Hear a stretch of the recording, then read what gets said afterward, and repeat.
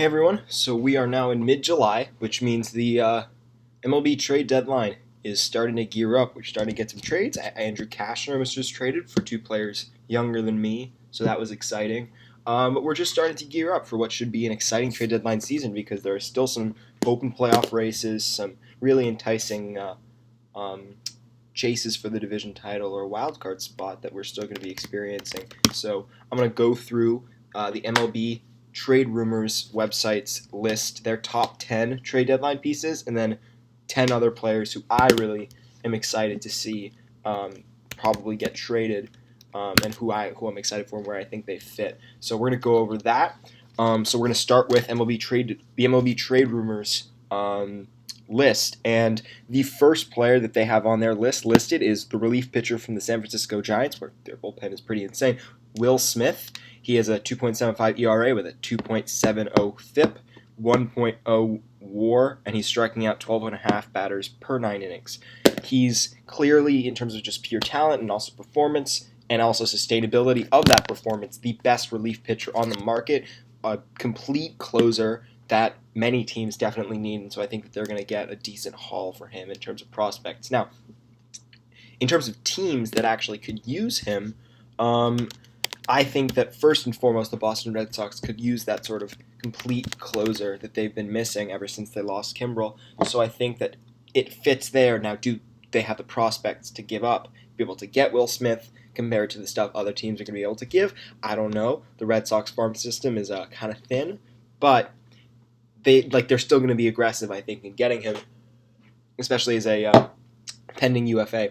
But I do actually think that he'll be a closer wherever he goes, and he'll get a decent contract in the offseason. I do think he'd be a really good fit in Boston, or a good fit in a place like St. Louis that just lost Jordan Hicks, or Milwaukee even, because they need someone. They got to take some pressure off of Josh Hader after Corey Knebel got injured.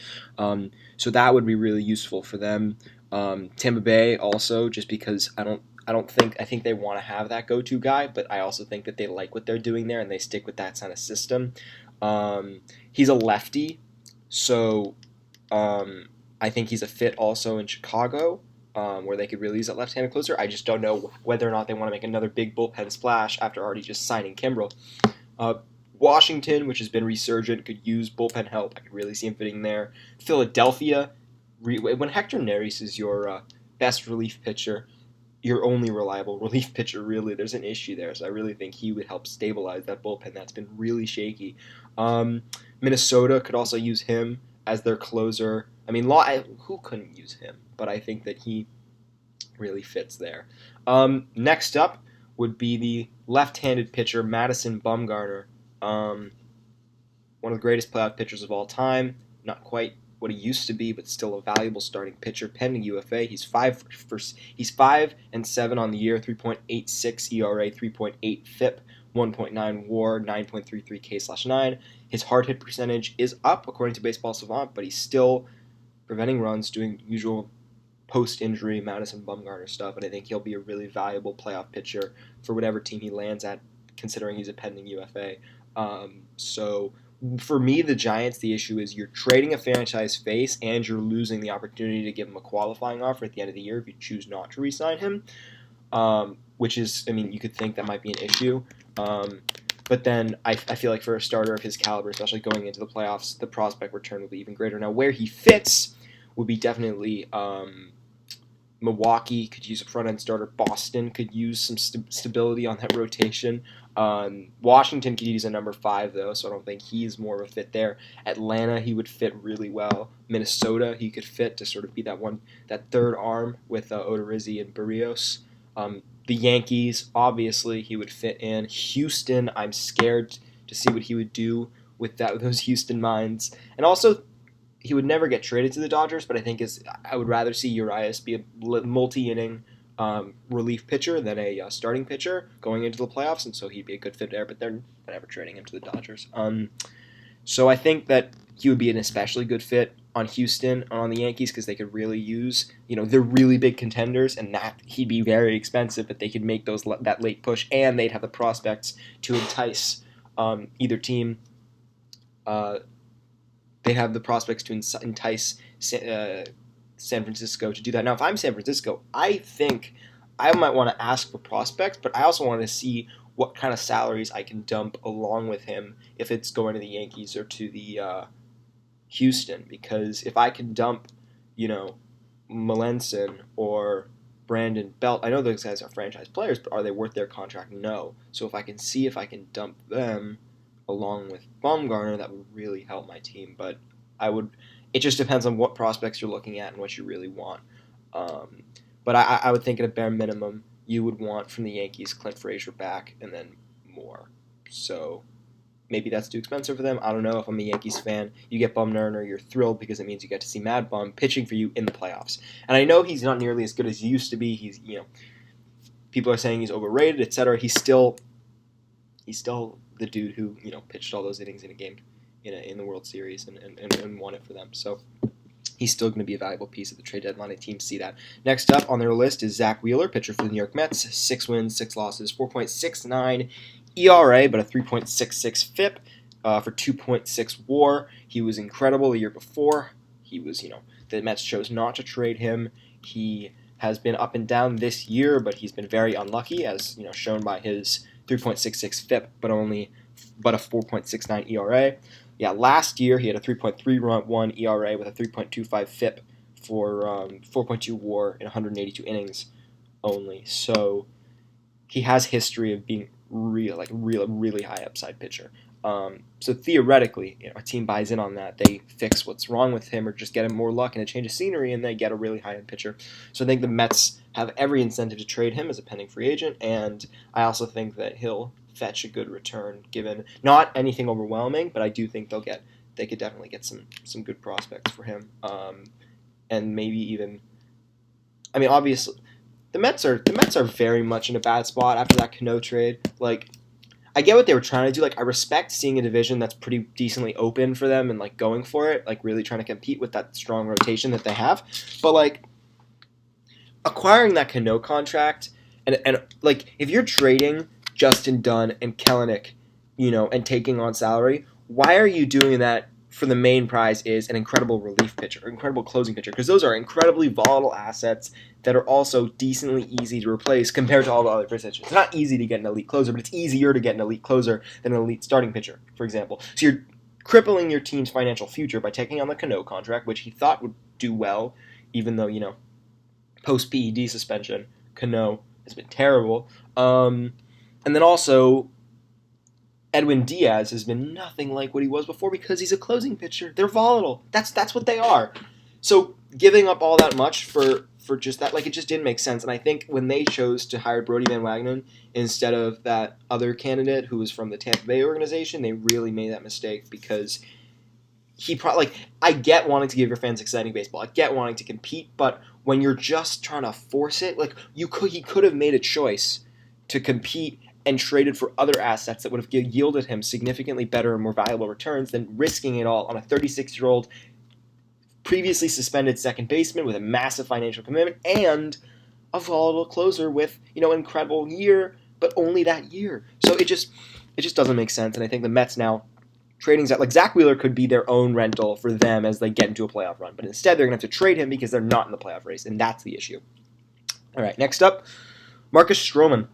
And also, Zach Wheeler fits with the other teams that I mentioned, the teams that have needs in starting pitching. Zach Wheeler also fits with them. I don't know if the Yankees and Mets really trade with each other, but Zach Wheeler would be good on the Yankees.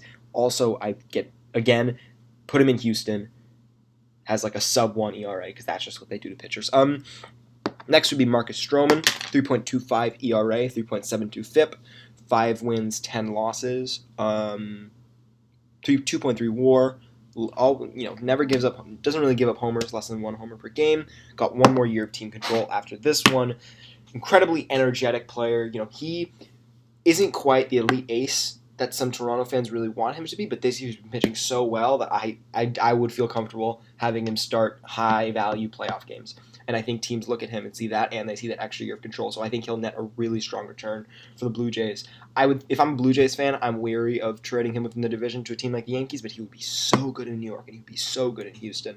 And it would be really bad for me as an Indians fan to see him go to either of those teams, because that's just another pitcher that I do not want to face in the playoffs. But That being said, incredibly strong piece, incredibly valuable, and I think that he'll really net a strong return. Next up on the Toronto Blue Jays is Ken Giles, who was traded for Roberto Osuna last year, figured it out, has a 1.45 ERA and a 1.5 FIP, striking out 15 batters per 9 innings, 1.4 WAR as a closer.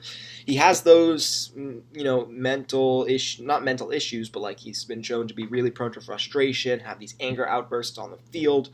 That makes his the sustainability of his strong performance questionable, putting him in it from a low pressure environment like Toronto, where they're not really competing, to a high pressure environment where he's in the playoffs in a big game. I don't know, with someone who's proven himself to be somewhat fragile. I don't know how, being a relief pitcher, so much of the game is mental, right? And I'm not saying, he's obviously, to make it this far, a very mentally strong person. I'm not questioning that. What I'm saying is he's had outbursts on the field, and that scares me for a team that wants to acquire him. That being said, the talent is there. The talent has always been there, and the production this time is actually there this year. So would I feel comfortable acquiring him as long as the price is low? Yeah, for a team that desperately needs a closer, especially one with, I'm pretty sure, who has team control up past this year. If someone needs that shutdown presence in the back of their bullpen, he's a free agent in 2 years at 2021, so they still get a year of control. He'd be a good fit on the Red Sox. He'd be a good fit on Philly. He'd be a good fit in Washington. He'd be a good fit in any place. Who couldn't use a high-quality relief arm? He'll be expensive, but I think the teams are desperate enough to try and win a World Series. They'll do it. I mean, because really that's the goal. If you're in your window of competing, why would you muddy that by, not going for it and instead just sort of being content, keeping your prospects so that in a few years, once your window is closed, you're still decently competitive. Once you're in your window, you have to maximize that window, in my opinion. And then once it fails, you rebuild and start over. But at this point, it's better to just maximize that window, and then if it fails, you admit defeat and regroup and try again, instead of doing a half-hearted, competing thing to also try and build for the future, so that you're building for a future where you might be competitive but not a complete contender. In my opinion, if I'm running a team, I need it to be in phases. I don't want it to be, I don't think, unless you're the Astros and you just churn out stars like nothing, you're not going to be able to compete as a full-on contender year after year, year after year. You need to go all in for a few years, either win your World Series and be successful, or step back, fail, and then step back and rebuild. You can't be sitting on the fence when you're making the playoffs. You got to just go all in. And I think that obviously you don't want to do something absolutely stupid. You want to keep prospects so that you can get to that next contending phase sooner rather than later. You don't want to trade Tatis for James Shields, or in a hockey term, Martin Nerot for Philip Forsberg. You want to still get good value, but if there is a high-end player that's available that would drastically improve your chances of winning the World Series, you do that. You do that because that's what your goal is. That's what your job is as a general manager, to win the damn game. So Ken Giles concerns me, but some team's going to pay for him because, frankly, with his production, he's worth it. Now, number 6 is Nick Castellanos, pending UFA right fielder on the Detroit Tigers, 112 WRC+, 1.1 WAR. For those of you who don't know WRC+, it means he's a 12% above league average hitter, which is very good. Only 9 home runs, so not an elite power hitter, but he's shown power to hit mid-20s before. Very bad right field defense historically, been better this year. Still not a plus defender, still a minus defender, but still, not as, you don't want to just switch him to DH immediately like you would years before. He's the best hitter on the market. I think he's the best hitter that's most likely to be traded. Obviously, if Lindor were to get traded, then he'd be the best hitter on the market. But Castellanos, as of right now, is the best hitter on the market. And I think that a team like the Indians, my Indians, for example, could really use an above-average hitter, 10%, 12% above-average hitter in the outfield, could really use that because our outfield is terrible. I mean, Mercado's been good. He's starting in center. But then, Naquin in right, Bowers, who's a first baseman, in left. It's cheaper and it's young, but it's not. We don't have that consistent performer that we used to have, and we had Brantley in left for all those years. So we have the resources to give him up. I question whether or not this front office is willing to part with those future pieces that would be valuable enough to get Castellanos, especially to a division rival, when once Lindor leaves, we're gonna have to rebuild. So my mini rant is that if I'm the Indians, I'm trading away Lindor. I don't think this team is good enough to win a World Series, and I think if your team's not good enough to win a World Series, what are you doing trying to compete? You got to rebuild. So I think the Indians, seeing all the up and coming teams in their division, need to get as much value as possible from their from their players, like Lindor, like obviously not Ramirez because you want him to bounce back before you trade him, but Bauer, Kluber, etc. You trade those guys so you can get that return and start that rebuild and get another team like that 2016 team. But anyway, I'm talking about Nick Castellanos here. I think he'd be a really good fit in the Indians. I think he'd be a good fit. I mean, India. I don't know. There's. I'm curious to see where it'll go because there are teams that are like set are pretty good in the outfield, but could still use that extra move. So I think that he could be strong there. But I think the team that has the biggest clear need for him is the Indians. The issue is it's an in-division trade, so you got to be careful. But next up, number 7, Sam Dyson, relief pitcher, San Francisco Giants, 2.74 ERA, 2.73 FIP, 1 WAR. More of a setup man, I'd say, on an elite team than a closer, but a great setup man at that. He'll be part of that strong bridge to your closer if you choose to run a closer. And I think that he's a really valuable relief pitcher. And I think because his name value and status isn't as high, I don't think he'll be as I don't think the trade value that they get for him will be as high as trading for Shane Green. Not even Shane Green. But Shane Green gets saves. So actually maybe Shane Green because Shane Green does get saves. So I think some teams still look at that, and trade value might not be higher, even though he's been better and more sustainable his production than Shane Green, who we'll be talking about next. So I think that on the teams that I mentioned that need, I dropped my pen. That need those relief arms. I think he'll be a really good fit on them, and I think that as long as obviously if the Red Sox need relief pitchers, the Red Sox have very little prospects that really interest me. Now, that being said, just because they don't interest me doesn't mean there's not, a number 6, number 7 ranked prospect that a team isn't really high on and willing to part with Sam Dyson for. I just think that they don't have those high-end prospects that they used to. They don't have that Yohan Moncada that they can trade for Chris Sale anymore. And so that limits their abilities at the deadline, but I still think they'll find a way to get stuff done. I mean, they traded 2 17-year-olds for Andrew Cashner, so they're still able to get MLB-ready assets for prospects that aren't really known by us fans. So we'll see. Shane Green next, setup man for the Detroit Tigers. Well, he would be a setup man on a contender. He's their closer. 1.06 ERA, which is absurd, but he has got a 3.65 FIP, so that suggests that some of that production, most of that actually is more luck, but still 3.65 ERA. If he had that, wouldn't even be all that atrocious. He racks up saves, so depending on how much you value those, I don't really, but they're nice counting stats to have. Not too old. He's only 30. He's got an extra year of team control once they're done with him. So he's 32 saves last year on a bad team, 22 saves. He's a good setup man, I think, for a team that has a complete legit closer. But it's weird he had 32 saves last year. He was a sub replacement level pitcher. Well, some of that is with his 5.12 ERA. But anyway, he has a history of some good production. I mean, having lower ERAs with higher FIPs is something that he has shown the ability to sustain. So we'll see if this incredible run prevention really stays with him. But at this point, still a valuable relief arm, and there's so many teams that need him that I have no doubt if the Tigers really want to trade him, they'll get a good return for him. We traded Mejia for Brad Hand and Adam Simber. So when teams really need that elite closer with some team control, they pay up for it, I think. Because at the time we wanted to maximize our ability to contend, and so we were like, yeah, Mejia's our best prospect. Mejia's incredible, but is Mejia going to win us a World Series? No. Do we need to maximize our window with this score? Yes. So we need to trade him for Brad Hand. Anyway, next up, Matt Boyd, left-handed pitcher, Detroit Tigers, 6 wins, 7 losses, 3.95 ERA, 3.47 FIP. I got to make sure those numbers are correct first real quick, but while I say that, worth 3 wins above replacement. Team control, not even arbitration eligible until this year, and then 3 extra years of team control. 28 years old, so you're getting him for the rest of your prime. Cheap, and a breakout player this year. He struggled a couple of years before. Always worth 2 wins or so, even with a 5.27 ERA. He was worth 2.2 wins in 2017, 2018, 4.39 ERA, worth 2 wins, worth 3 wins so far this year, striking out 12 batters per 9 instead of his usual 7 or 8. I don't know how sustainable, obviously the numbers say it's sustainable, 3.47 FIP looks good, and if I look at his hard hit percentages, I'm talking about this, we'll see, is he giving up a lot of hard hit balls, We don't know.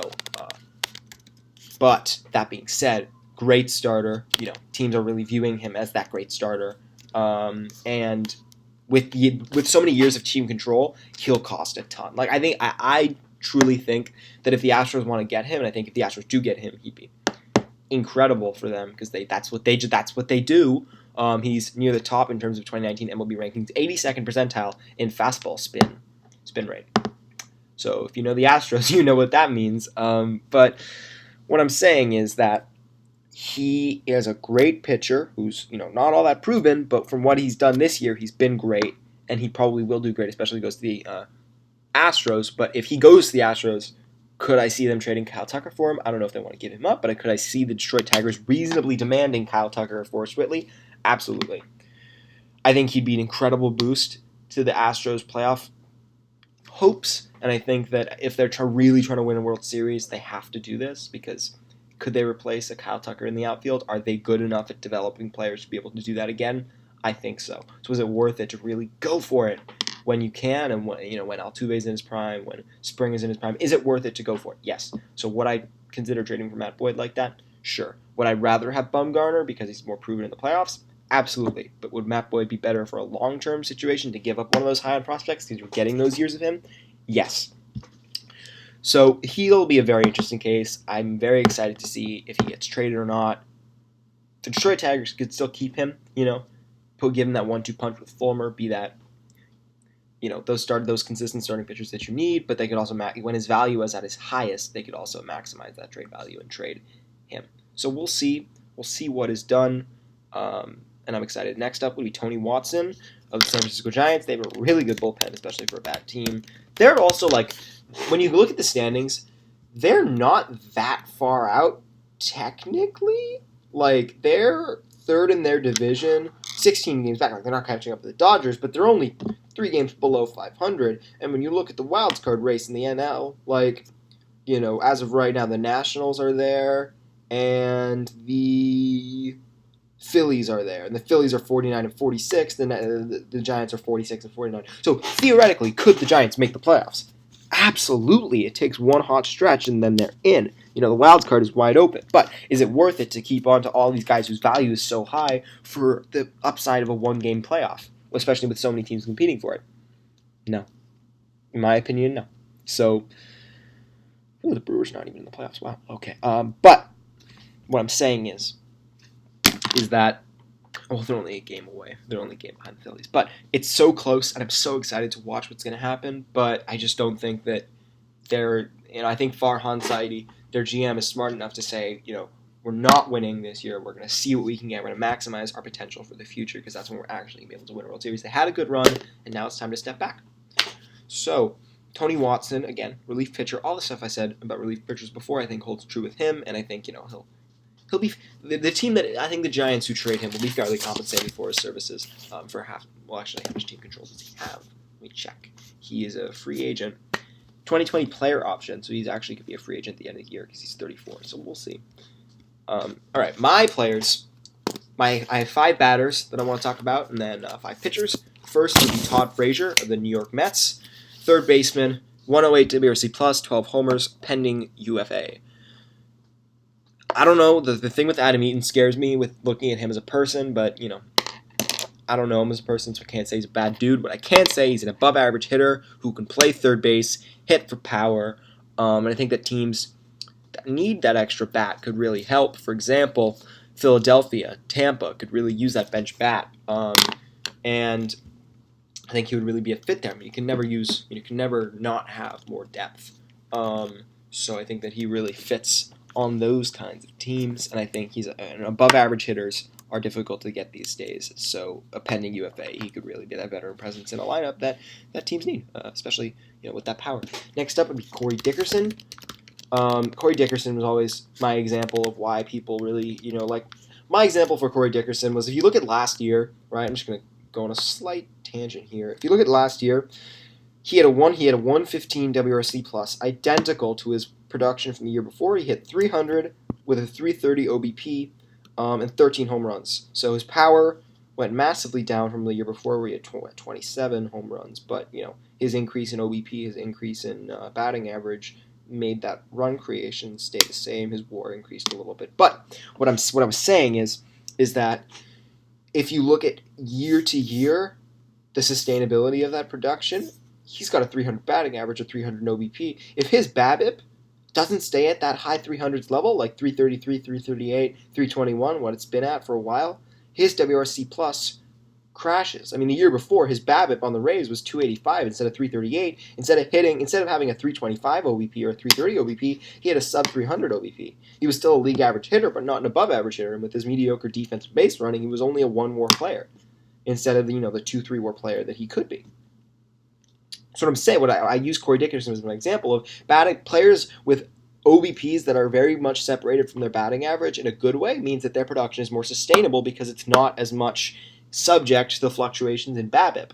But if you have a high batting average and that is what's driving most of your OBP, like if you bat 300 and then you've got a so-so OBP of 330, it means if your BABIP crashes, your OBP is going to crash. You're not going to have value as a hitter. And so when I look at the volatility of certain trade assets, if you're a patient hitter, you're going to be so much more valuable in my book. And that's why someone like Carlos Santana is able to really recover in his career after a bad only season in Philadelphia. It's because his patience is his best asset. He's getting ahead in counts. He's putting himself in the best situation to make the most of his power, unlike Corey Dickerson, who doesn't have that kind of patience and is therefore much more shaky in terms of less reliable. But that being said, on a team like the Indians, who needs a corner outfielder who's an above average hitter, average above average, he really fits, and I don't think he's a fit anymore there in Pittsburgh.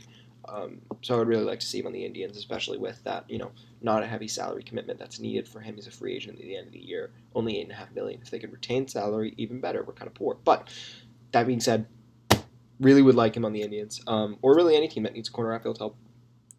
Hunter Renfroe, 27 home runs. Outfielder, San Diego Padres, 27 years old. Yes, he's 27 years old. He's a free agent in 2024, so you're getting loads of team control over him.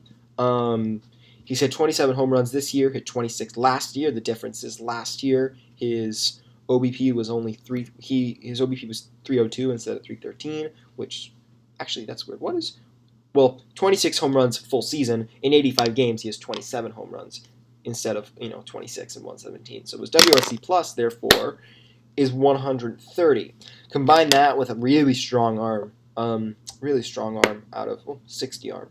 But what I'm trying to say is that he would be a really good fit on a team that needs power in their lineup, so a team like the Rockies, or a team that needs a corner outfielder with power like the Indians. I keep saying the Indians need corner outfielders, but I truly mean this, especially with team control.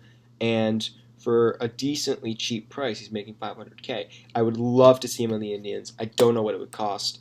It would probably be expensive given his production, years of team control, and I question how sustainable his production is, given that he hasn't shown to be. His strikeout rate is rising, and his BABIP is lower, but he's not really a contact hitter. Anyway, I don't know. He hasn't been proven to be this kind of 130 WRC plus player before, but I think we got to bet on, if the Indians choose to buy, which I don't think they should do, but if they choose to buy at the deadline, he'd be probably the best one they could get in terms of power.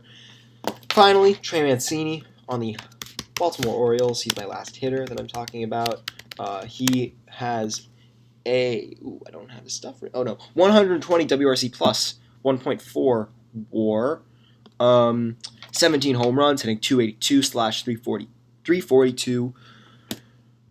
His talents are kind of being wasted on the Orioles. That being said, he is only 27 years old and is a free agent in 2023, so there's team control that comes with him. Incredible hitter. Had a 299 OBP last year, was sub-replacement level that year, so I don't know how much his production is sustainable, but that being said, he seems to have broken out. His BABIP isn't like anything unsustainably high. It's higher than usual, but it's he's been able to sustain high BABIPs before. He's a 15 to 20% above average hitter with power, who can play corner outfield, who can play first base. Should probably play first base instead of corner outfield, but who can fit in a corner outfield. That's something for many teams that's valuable, especially the Indians, and I think he'd be a really good fit there. I said this is my last one. The last hitter I'm actually talking about is Freddie Galvis.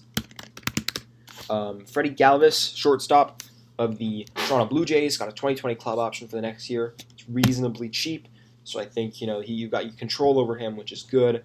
He is an exactly league average run creator with an 100 WRC plus, 271/310 is his sort of batting line. His BABIP is higher than usual, which means that, and also much of his OBP and his run creation comes from his ability to hit for contact, which means if his BABIP goes down, he's much more subject to fluctuations in his player value as a player, because before now, he had always been at least a 15% below league average hitter. That being said, he can play shortstop, hold that down very well, not very well, but pretty decently well, and do the better. And I think that for a team that needs depth in their infield, that needs someone who can hold down the fort at shortstop for a decent amount of time, he'll be that, and he'll give you league average hitting because he's been good this year. So he's just a valuable trade piece, and I genuinely like him as a player. All right, now for the pitchers, we have Diamondback starter Robbie Ray. Apparently, lots of teams are very interested in him, and for good reason. I mean, he's got 1 year of team control after this. He has a 3.81 ERA and a 4.04 FIP, 11.76 K/9, which is incredible, and 1.8 WAR.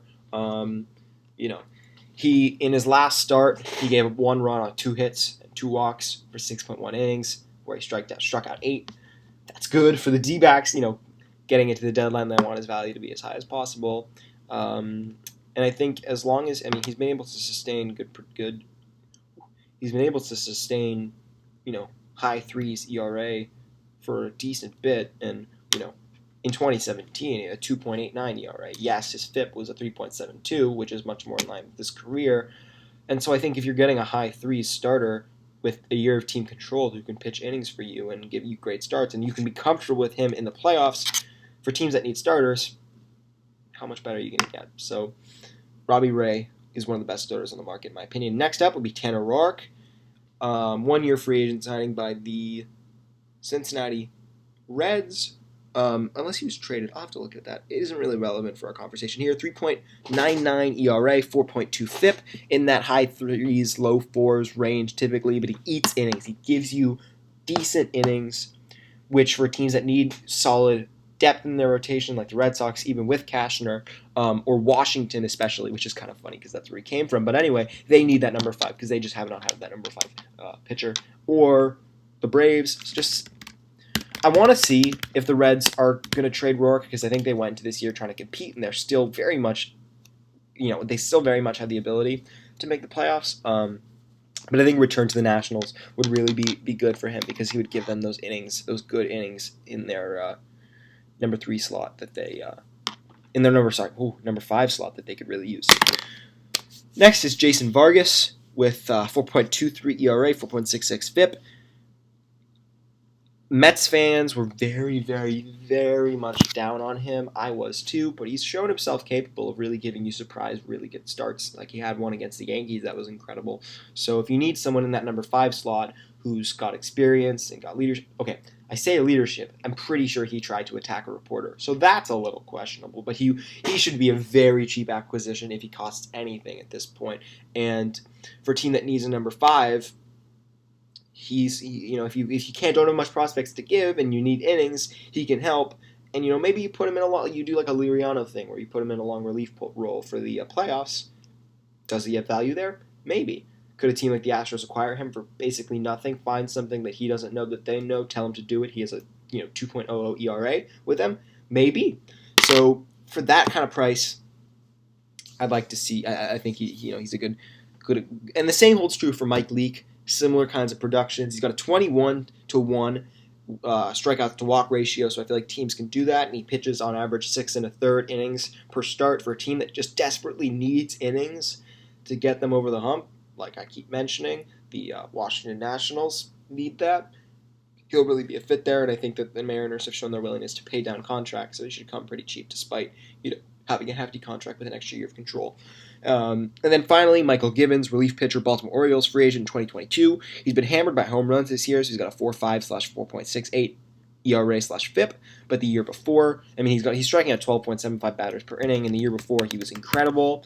I think that he, can be a really high-end relief arm for teams that need him with team control, and I think that he's going to, if the Orioles trade him now, they're selling him when his value isn't at its highest like it was last year. They should have traded him last year. But that being said, he does have 2 extra years of team control, and if they don't trade him now, that will be down to only 1 extra year of team control. So does his lack of production this year? Yes, it hurts his value, but holding on to him hurts his value because there's a lot of team control. So they have a choice to make. I think they're going to trade him. I would trade him, I think. I mean, he's been really good as of recently, so I think that he's been good recently, so I think that his value, if teams just look at that, is going to go up, and I think that the Orioles are going to be able to get a good return for him giving this team control. I think he'll be really valuable for a team that needs relief help. So that's my trade deadline preview. See what happens. I look forward to being horribly wrong.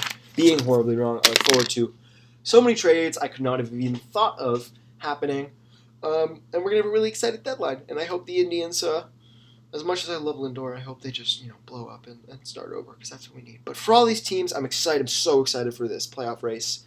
So I'm going to go work on some hockey, Atlas, watching baseball, and be a fan, just like you guys. So we'll see you next time.